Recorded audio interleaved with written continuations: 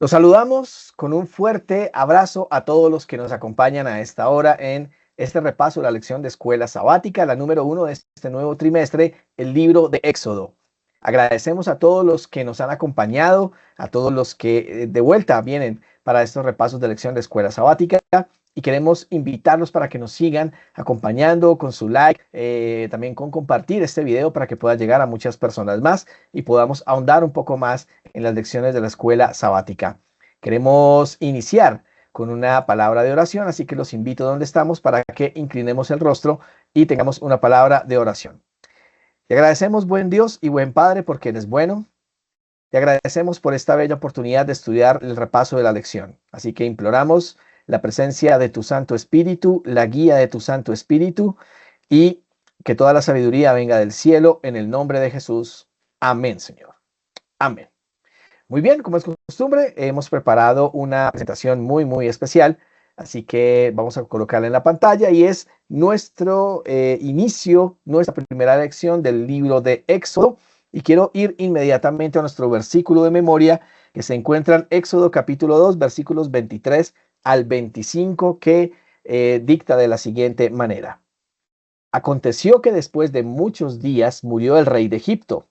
Y los hijos de Israel gemían a causa de la servidumbre, y clamaron, y subió a Dios el clamor de ellos con motivo de su servidumbre. Y oyó Dios el gemido de ellos, y se acordó de su pacto con Abraham, Isaac y Jacob. Y miró Dios a los hijos de Israel, y los reconoció Dios. Básicamente, ¿de qué trata este libro del Éxodo? Se trata de una historia de redención, se trata de una historia de liberación, una historia de salvación y sobre todo una historia de la intervención de Dios directamente de su mano para liberar a su pueblo.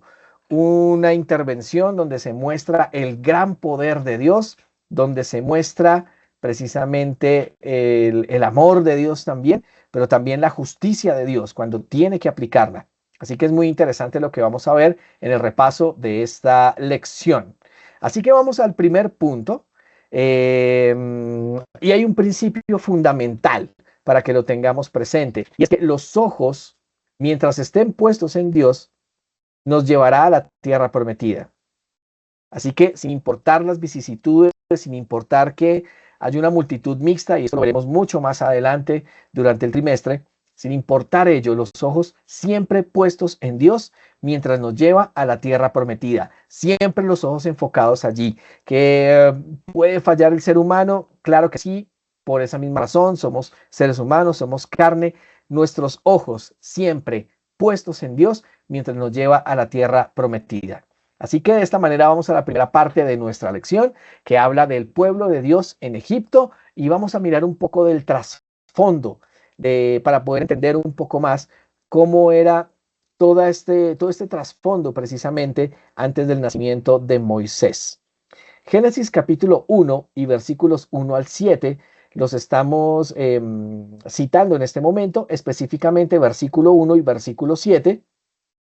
Y allí en la pantalla ustedes están viendo Génesis capítulo 46 para que ustedes lo puedan leer de tarea y puedan entender un poco más el contexto, el trasfondo del pueblo de Dios en Egipto. Dice Éxodo capítulo 1 y versículos 1 y 7. Estos son los nombres de los hijos de Israel que entraron en Egipto con Jacob. Cada uno entró con su familia. Y los hijos de Israel fructificaron y se multiplicaron y fueron aumentados y fortalecidos en extremo y se llenó de ellos la tierra. Primer trasfondo es el hecho de cómo fue que llegaron los hijos de Dios allí a Egipto.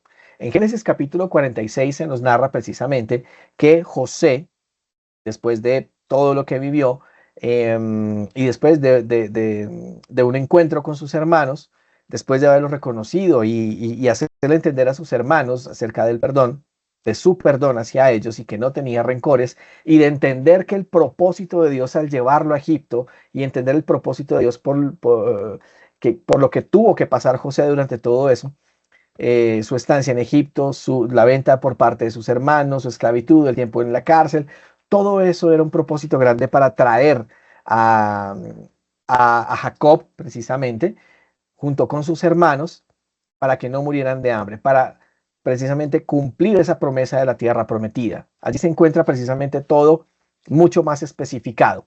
Así que en ese orden de idea dice que entraron alrededor de unos 70. Y fíjense algo muy interesante en lo que habla estos versículos, y es que dice que los hijos de Israel fructificaron y se multiplicaron. Cuando vamos a estas expresiones, nos devuelve a Génesis capítulo 1, cuando Dios bendice a esta pareja de Adán y Eva y les dice que fructifiquen y multiplicados sobre la tierra, ¿sí? Dice entonces que este propósito se estaba cumpliendo. Y hay algo muy, muy interesante, porque de 70 personas que entraron a Egipto aproximadamente, esto se llenó más o menos casi unos 600,000 personas. 600,000 personas. Y entonces encontramos algo allí y es el hecho de los cambios. Empiezan los cambios importantes. Vamos a colocar nuevamente nuestra presentación para seguir viendo estos puntos. ¿Por qué? La situación de ellos.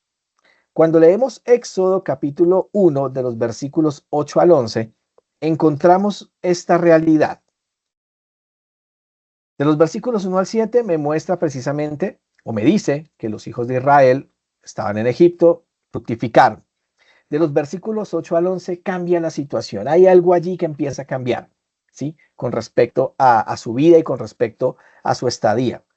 Porque dice que el rey anterior murió y que murió un nuevo rey que no conoció a José. Ahora, cuando vamos a este punto en los comentarios bíblicos, especialmente el de Andrews y el comentario bíblico adventista, no era que este nuevo rey no conociera a José o no hubiera conocido sus hechos. Lo conocía. Lo que quería desconocer era precisamente la historia. Lo que quería desconocer fue lo que José hizo en Egipto los 7 años, tanto de abundancia como de escasez, la sabiduría que Dios le había dado a José para que la tierra de Egipto fuera próspera. El nuevo rey lo quiso desconocer. ¿Mm? Y entonces precisamente el pensamiento de este rey era que los israelitas dejaran de multiplicarse.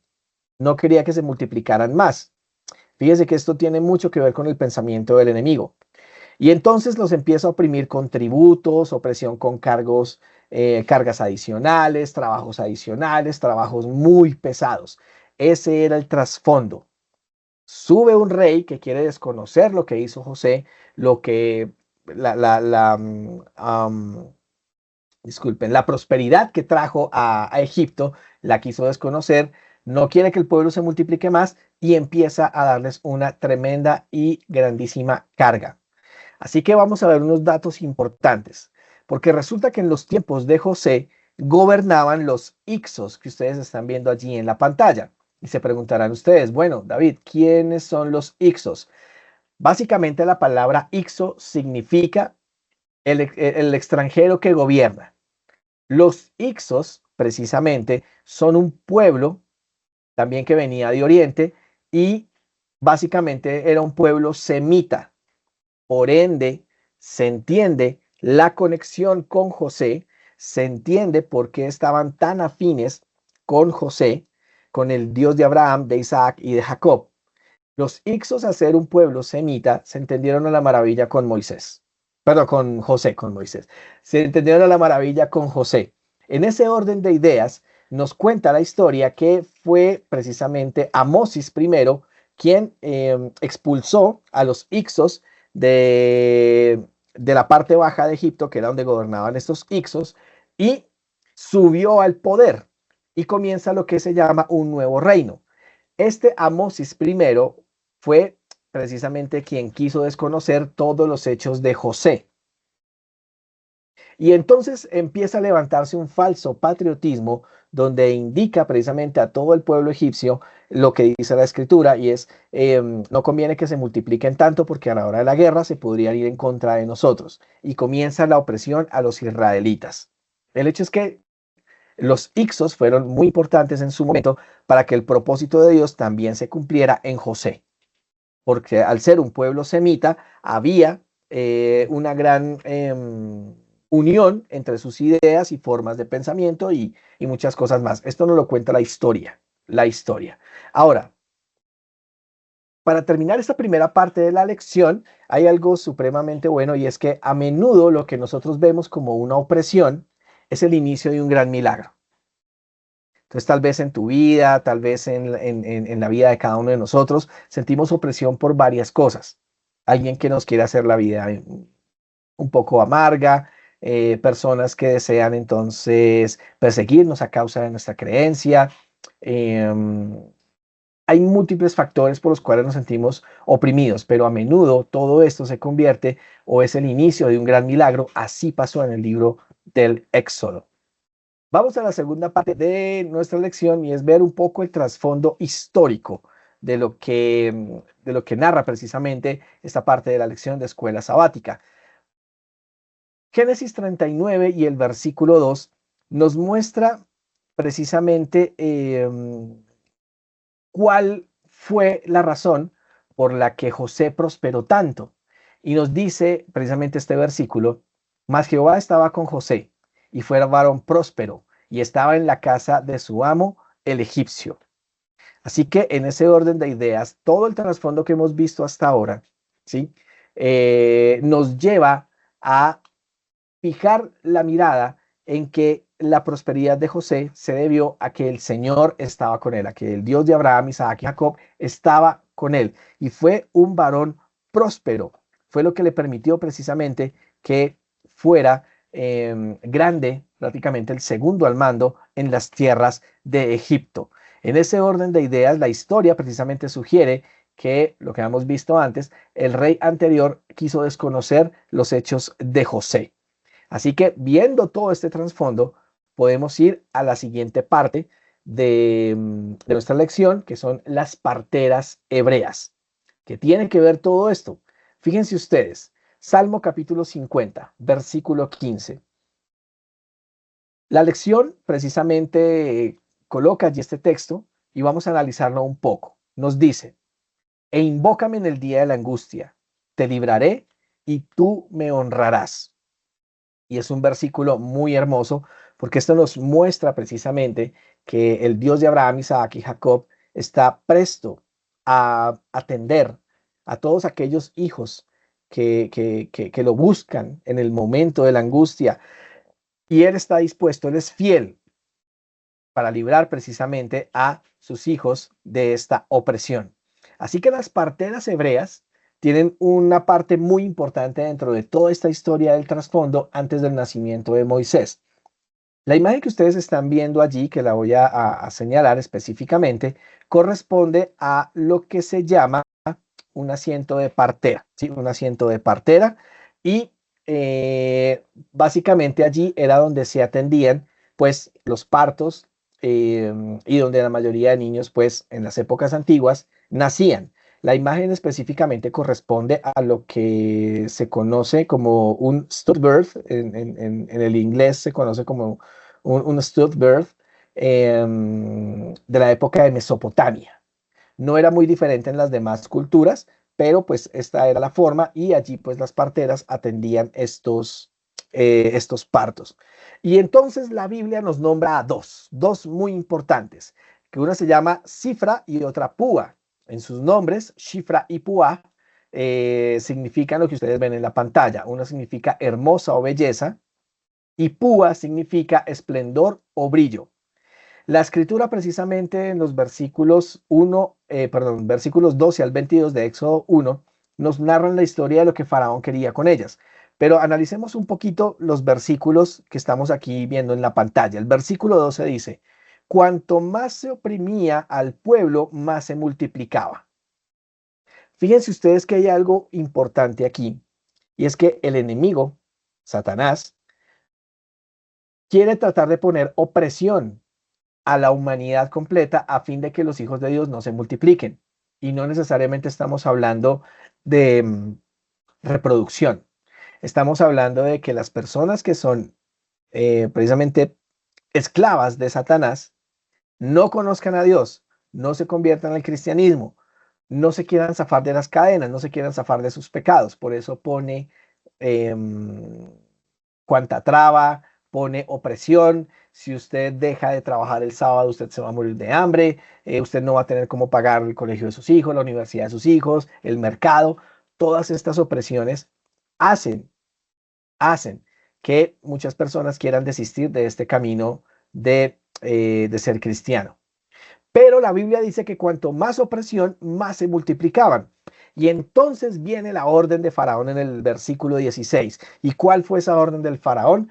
Que le dice a las parteras, si ven que nace una niña, déjenla vivir, pero si es varón, mátenlo, échenlo al río, bótenlo al río. Y fíjense lo que dice el versículo 17. Pero las parteras temieron a Jehová. Las parteras, precisamente al recibir esta orden del faraón, se supone o se sugiere, precisamente la historia, los historiadores sugieren que estas parteras tenían una relación cercana con faraón, eh, por lo cual faraón entendía pues la importancia de las parteras, pero aún con la orden de faraón, estas parteras temieron a Dios y no lo hicieron, no fueron a arrojar estos bebés al río como tal. Y los versículos 20 al 21 dice que Dios hizo el bien a las parteras, las prosperó y el pueblo se seguía multiplicando más. Así que hay algo muy importante dentro de esta parte de la lección y es que cuando tú decides hacer el bien, Dios compensa porque Dios es fiel. Y entonces el faraón se entera que las parteras no hicieron lo que él les ordenó y en el versículo 22 ordena un decreto horrible, un decreto para dar muerte a los varones menores de 2 años. Y fue un momento bastante álgido, un momento bastante fuerte para ese momento. Entonces, encontramos algo muy importante y ustedes lo ven aquí en la pantalla, y es que las parteras no solo sabían lo que era correcto, sino que también lo practicaban. Una lección muy importante para nosotros hoy en día, especialmente para los jóvenes. Si usted sabe lo que es correcto, no basta con que usted lo sepa, practíquelo. Obviamente nos pega a todos los que estamos en este camino del cristianismo. Así que es muy importante tener esto en cuenta porque estas parteras temían a Jehová y aun cuando venía la orden de Faraón, decidieron hacer lo que dice Jehová. Básicamente es el mismo principio cuando el apóstol Pedro dice que es menester obedecer a Dios antes que a los hombres. ¿Mm? Vamos a la siguiente parte de la lección, el nacimiento de Moisés. El nacimiento de Moisés. Dice Éxodo capítulo 2, versículos 8 y 9. Y la hija de Faraón responde, ve. Y entonces fue la doncella y llamó a la madre del niño, a la cual dijo la hija de Faraón, lleva a este niño y críamelo, y yo te lo pagaré. Y la mujer tomó al niño y lo crió. Y entonces encontramos algo muy importante en todo esto, y es que viene el decreto de muerte a los niños menores de 2 años. Jochebed y su esposo, ¿sí?, conciben y dan nacimiento a un bebé que es Moisés. Dice precisamente la escritura que ella trataba de esconderlo y que ya no pudo esconderlo más. No pudo esconderlo más. Y entonces es cuando decide calafatear o llevar al bebé en una canasta calafateada al río y allí precisamente dejarlo. Y entonces precisamente pasan unas cosas estupendas allí, porque este acto de Jochebed es un acto de fe. Pero ¿cómo cree usted que un acto de fe es coger y dejar a un niño en un río? Es un acto de fe. Recuerden que ante la opresión, o lo que pareciera que fuera una opresión, es el inicio de un gran milagro. Y la historia del Éxodo nos lo muestra de esa manera. También pasa con la decisión de Jochebed. Ya no podía esconder más al niño y muy posiblemente lo iban a asesinar. Ahora, contexto, para poder entender de dónde nace este milagro, cómo es que Dios utilizó esta situación tan difícil para lograr su propósito. Recuerden que el propósito de Satanás es que los hijos de Dios no se multipliquen. Lo hablamos en el contexto de allí en Egipto y lo hablamos en lo espiritual, porque a Satanás le interesa que la gente no conozca a Dios o que lo conozca fuera de su contexto. Entonces, fíjense lo siguiente. Nos cuenta la historia que este decreto fue directamente de Tutmosis III. ¿Sí? Entonces, la fe y la confianza de Jochebed en Dios hace entonces que lo coloque en una canasta y lo lleve al río Nilo. ¿Mm? El río Nilo se le consideraba una fuente de fertilidad, ya que la creencia egipcia, la diosa de la fertilidad Anuket, abrazaba precisamente las cataratas o abrazaba el río y de esa manera proporcionaba poderes de fertilidad tanto a mujeres como hombres. De hecho, la práctica de que la hija de Faraón o las hijas de Faraón o las egipcias de alto rango se bañaran en el Nilo era un tema enteramente de aumentar la fertilidad. Por otro lado, hay otra diosa, la diosa Hekel, que es una diosa con cuerpo de mujer y cabeza de sapo, a la cual también pues, se le conoce como diosa de la fertilidad y de la resurrección o reencarnación. Ambas tienen que ver con el río Nilo. Esto nos va a ayudar más adelante a entender por qué Dios castiga al río Nilo con una de las plagas haciendo que salgan sapos. Ya eso lo veremos en una escuela sabática más adelante. El hecho es que esta hija de Faraón, que según la historia y los expertos, se le reconoció como la reina Hatshepsut. Ella, Hatshepsut, sabía el origen del bebé. Cuenta la escritura que ella abrió la canasta y vio que el niño era hebreo. Ella sabía de dónde era el bebé y se llenó de compasión porque sabía que su padre había dictado esta norma, había dictado este decreto de muerte y este niño iba a morir. Así que se llenó precisamente de compasión hacia este bebé. Y entonces aparece la hermana de Moisés, aparece Miriam, ¿sí? Miriam aparece como un instrumento de Dios y va junto con la canasta para ver que al niño no le pase nada. Aún lo sigue acompañando cuando la hija de Faraón, Hatshepsut, se encuentra con la canasta, lo demás, y aparece ahí Miriam. Y entonces le dice que si le busca una nodriza para que críe al bebé. Y como vimos en la lectura, precisamente esta reina Hatshepsut le dice que sí, que le busque una nodriza y además le paga para que lo críe. El bebé es devuelto a su madre para ser criado por ella y además le pagan por eso. Porque digo que es un acto de fe. Miriam estuvo acompañando este camino. Jochebed deja a su bebé en una decisión de fe hacia Dios porque ella sabía el propósito que Dios tenía con ese niño, con ese bebé. Lo sabía. Y en ese acto de fe lo suelta y Dios compensó. Y entonces Hatshepsut le pone como nombre Mosis. Mosis en el antiguo Egipto, porque la lengua no es la misma actual, en la lengua egipcia antigua significa nacido de. Tutmosis precisamente significa nacido de Tut. ¿Sí? Amosis significa nacido de Am, de otros los dioses egipcios. Pero a Moisés simplemente le deja el nombre Mosis, nacido de. Moshe, que viene a ser la palabra en hebreo, Moshe, significa sacado de. ¿En qué coinciden ambas? Hatshepsut cuando le dice nacido de las aguas y en el nombre hebreo Moshe significa sacado de las aguas. En eso coinciden ambas. Y hay algo súper importante y es que este nombre es uno de los que es más nombrado y recordados en la Biblia, inclusive dentro de la cultura hebrea y judaica. Así que todo este contexto es necesario tenerlo en cuenta. La diosa la fertilidad Anuket pertenece a esta imagen que está aquí de fondo y está tomada directamente de los jeroglíficos egipcios encontrados en la antigüedad. Entonces, fíjense lo que nos dice Patriarcas y Profetas, la página 221, que es muy importante. Dios había oído las oraciones de la madre, hablando de Jochebed. Su fe fue premiada. Con profunda gratitud emprendió su tarea, que ahora no entrañaba peligro. Si dejaba a Moisés, corría peligro el niño. Al hacer este acto de fe, ya podía criar a su hijo, le iban a pagar por ello y además no entrañaba peligro porque la orden de la hija de Faraón fue no molesten a este niño, no lo toquen.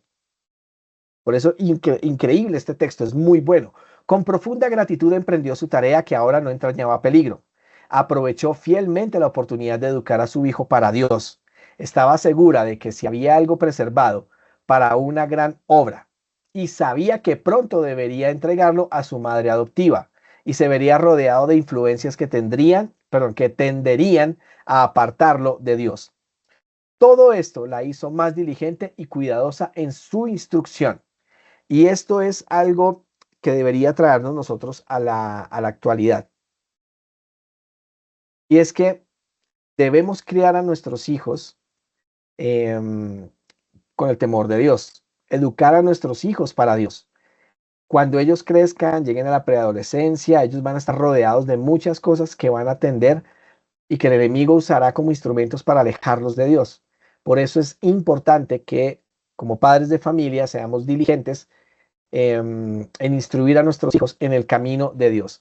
El hecho es que aquí estamos viendo que la fe de Jochebed hacia Dios fue premiada y pudo criar a su hijo, le pagaron por ello y lo pudo crear para Dios. Pero aquí encontramos un cambio de planes y nos lleva a la siguiente parte de la lección. La imagen que ustedes están viendo allí pertenece a la película Moisés, protagonizada por el actor Ben Kingsley, en lo personal, en mi percepción personal, es una muy buena adaptación.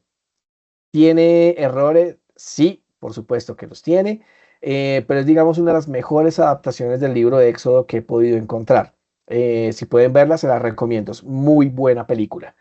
Entonces, en ese orden viene el cambio de planes. Moisés ya fue instruido en Egipto, él sabía su origen, patriarcas y profetas, de hecho, si pueden leer el capítulo Moisés completo, me parece una excelente recomendación, donde él ya sabía sus orígenes y en parte sabía y entendía que tenía una misión particular que cumplir. Nos dice Éxodo capítulo 2, versículos 11 y 12. En aquellos días sucedió que ya crecido Moisés salió a sus hermanos, hablando de los hebreos, no de los egipcios. Moisés sabía que era hebreo. Y los vio en sus duras tareas. Observó a un egipcio que golpeaba a uno de los hebreos, sus hermanos. Entonces miró a todas partes y viendo que no parecía nadie, mató al egipcio y lo escondió en la arena. ¿Que fue un error? Sí, fue un craso error. ¿Debió Moisés matar a este egipcio? Por supuesto que no.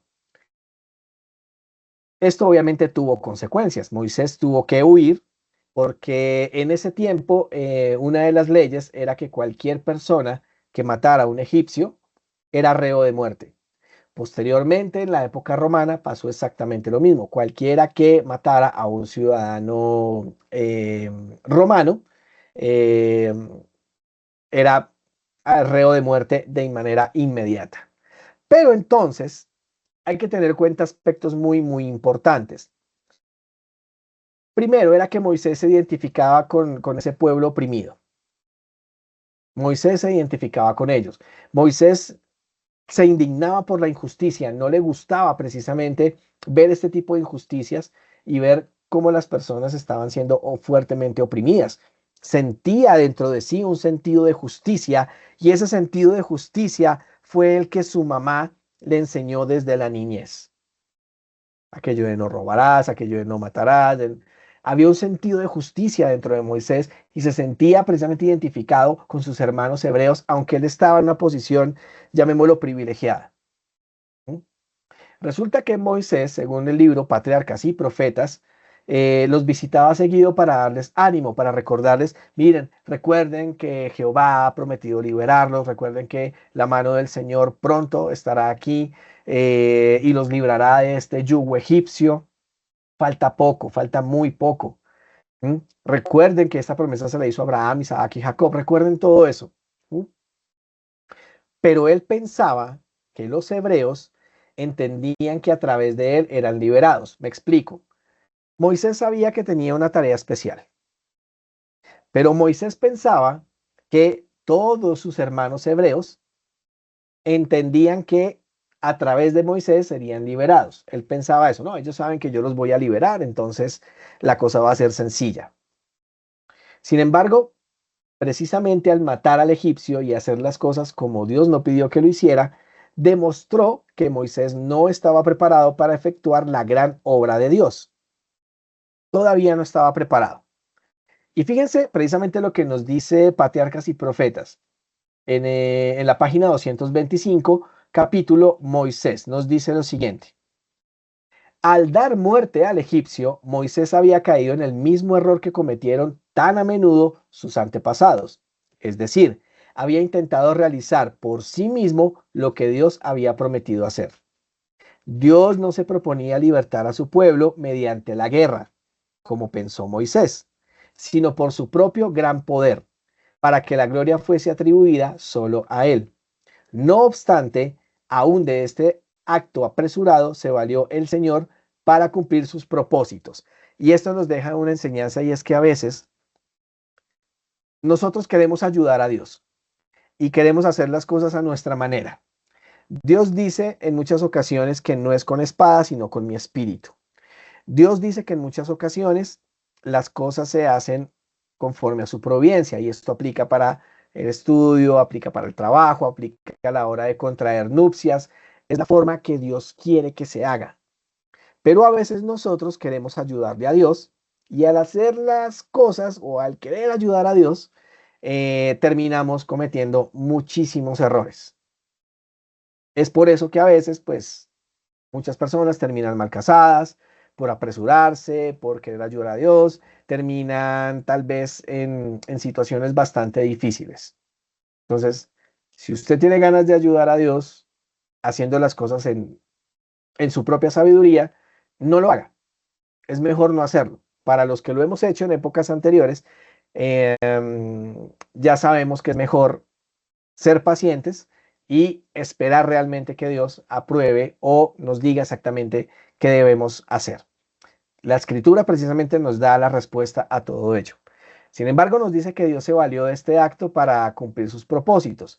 Moisés no estaba preparado todavía para todo ello. No estaba preparado. ¿Mm? Y por eso tuvo que ir al desierto por 40 años y allí aprendió muchas cosas. Fíjense lo que nos dice precisamente Patriarcas y Profetas, página 225 y 226. Moisés no estaba preparado para su gran obra. Aún tenía que aprender la misma lección de fe que se les había enseñado a Abraham y a Jacob, es decir, a no depender para el cumplimiento de las promesas de Dios de la fuerza y sabiduría humanas. Importante que tengamos esto en cuenta. Depender de Dios es sumamente importante, pero bajo lo que Él dictamina, no bajo nuestra propia sabiduría. Y es un grave error que siempre cometemos, que tendemos a cometer. ¿Mm? Nos dejamos guiar de nuestra propia sabiduría, pensando que con eso ayudamos a Dios o que estamos cumpliendo la voluntad de Dios, pero los frutos de ello se verán más adelante. Sigue diciendo la cita. Sino del poder divino. Había otras lecciones que Moisés había de recibir en medio de la soledad de las montañas. En la escuela de la abnegación y las durezas había de aprender a ser paciente y a temperar sus pasiones. Antes de poder gobernar sabiamente, debía ser educado en la obediencia. Entonces, hay lecciones, miles de lecciones que podemos aprender nosotros de esta lección de escuela sabática. Y quiero retomar y hacer un pequeño resumen para que podamos precisamente acoger los principios de lo que nos quiere enseñar esta lección. Lo primero es que debemos tener en cuenta que el enemigo, la función del enemigo es que desea oprimir a las personas, inclusive oprimir a los hijos de Dios para que no se multipliquen, para que los hijos de Dios precisamente que han de ser salvos, aquellos que han de creer en Jesucristo, no se multipliquen sobre la tierra, porque si más se multiplican, irán precisamente a predicar ese evangelio para que muchos más conozcan precisamente este evangelio de salvación. Así que en el sentido espiritual, el enemigo no quiere que el pueblo de Dios espiritual se multiplique sobre la tierra. Primero. Segundo, para ello va a colocar agentes humanos que definitivamente van a poner opresión sobre estos hijos de Dios, con el trabajo, con el estudio, con muchísimas cosas y situaciones que harán que muchas personas quieran desistir de este camino. Puede ser tributos, cargas adicionales para las personas que queremos guardar el sábado. Precisamente, no, usted no va a guardar el sábado, aquí no le damos permiso. Así la constitución política de cada país garantice la libertad religiosa, pues definitivamente no lo van a hacer. ¿Sí? Por otra parte, entonces debemos tener en cuenta que lo que a menudo vemos como una opresión es el inicio de un gran milagro y que precisamente Dios, Dios prosperará a cada persona que dependa de Él. Que no ayudemos a Dios precisamente en sus propósitos, me refiero con la sabiduría humana, sino que en el momento de la gran opresión, en el momento precisamente de la angustia, lo invoquemos y de esa manera Dios nos librará y nosotros le honraremos. Para ello es preciso que temamos a Dios y así como pasó con las parteras, no se trata solo de saber hacerlo, o sea, no se trata solo de saber lo que es correcto, sino se trata de saber hacer lo correcto para que Dios haga con las parteras, perdón, haga con nosotros como hizo con las parteras. Dios hizo bien a las parteras, las prosperó y el pueblo se seguía multiplicando. De esa manera vamos a poder hacer nuestra labor sin tanta opresión, sin tanta oposición. Oposición siempre va a haber porque el enemigo no quiere que el pueblo de Dios se multiplique. Así que aprovechemos fielmente cada oportunidad que Dios nos da, aprovechemos fielmente precisamente esta liberación que Dios ha prometido a nosotros del pecado, de la muerte eterna en Cristo Jesús. Y por último, no le ayudemos a Dios con la sabiduría humana. Desprendámonos de la sabiduría humana y dependamos de la sabiduría y la fuerza de Dios para que se cumpla el gran propósito para tu vida personal, tu vida profesional, tu vida espiritual. No dependamos de la sabiduría humana. Es muy peligroso e infortunadamente a veces hay líderes que te van a llevar o que te van a decir que no importa lo que hagas, sencillamente Dios te va a prosperar aún en la desobediencia. Y quiero terminar con esto para que lo tengamos en cuenta todos nosotros al momento de querer hacer algo. En la escuela de la abnegación y las durezas había de aprender a ser paciente y a temperar sus pasiones. Antes de poder gobernar sabiamente, debía ser educado en la escuela de la obediencia. Así que esta lección de escuela sabática nos deja estas grandes enseñanzas y oremos a Dios para que nos ayude a empezar con esta escuela de la abnegación y que todo esto nos sirva, todos estos principios nos sirvan para tomar decisiones de vida eterna. Terminemos con una oración. Te damos gracias, buen Dios, por esta bella lección.